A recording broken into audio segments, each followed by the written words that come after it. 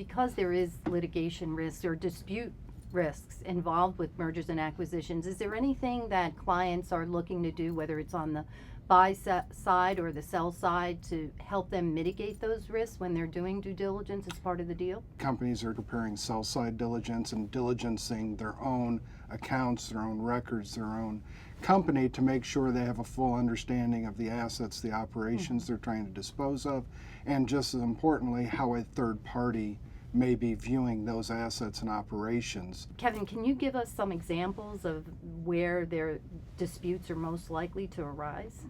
I think disputes are most likely to arise in the completion of the net working capital. Truing up the purchase price for changes between the target working capital and the closing working capital. And is there anything that you can do during the due diligence process to anticipate those questions? There's really two pieces from the diligence standpoint. So the first part is understanding where those key risk areas are.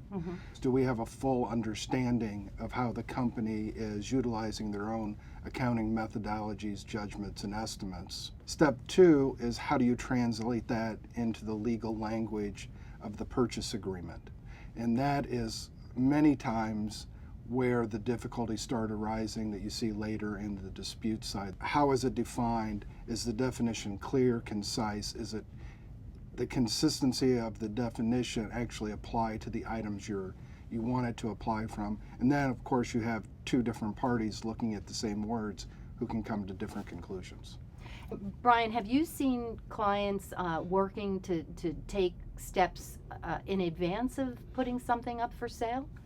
Yeah, what we see in the market is there's been an increase of corporate divestitures, whether they're selling off segments, parts of segments, divisions, even potentially product lines.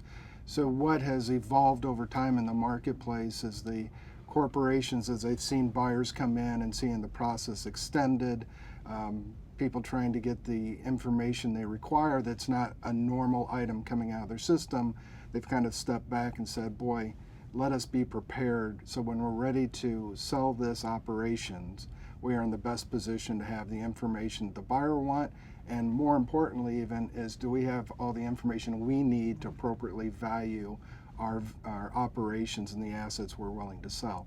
I think we'll continue to see a high level of activity of disputes in purchase price disputes, working capital true-ups, earn-out disputes.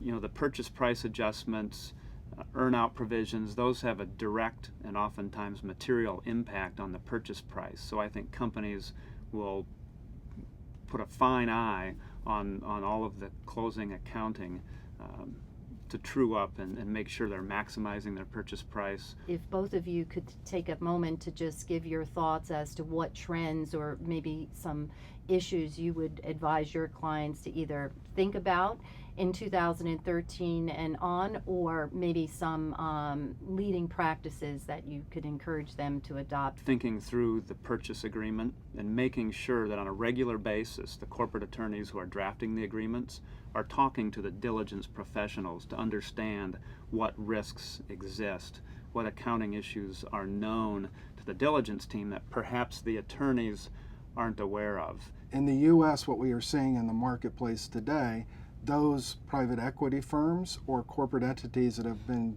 completing transactions in Europe and the UK have seen lockbox mechanisms and have brought it back, and in situations where they believe it's appropriate, they're starting to identify that as a mechanism to get past these potential disputes on post-closing adjustments. And effectively what you're doing is setting a fixed price for the equity of the company at a certain date, the locked box date.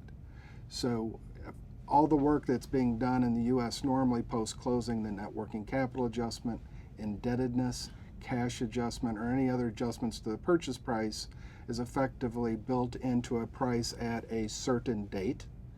And from that date on, the buyer owns effectively the economic interest of that company, even though it may not close for months subsequent thereto. That is a great way then to cut off the potential risk of post-closing disputes.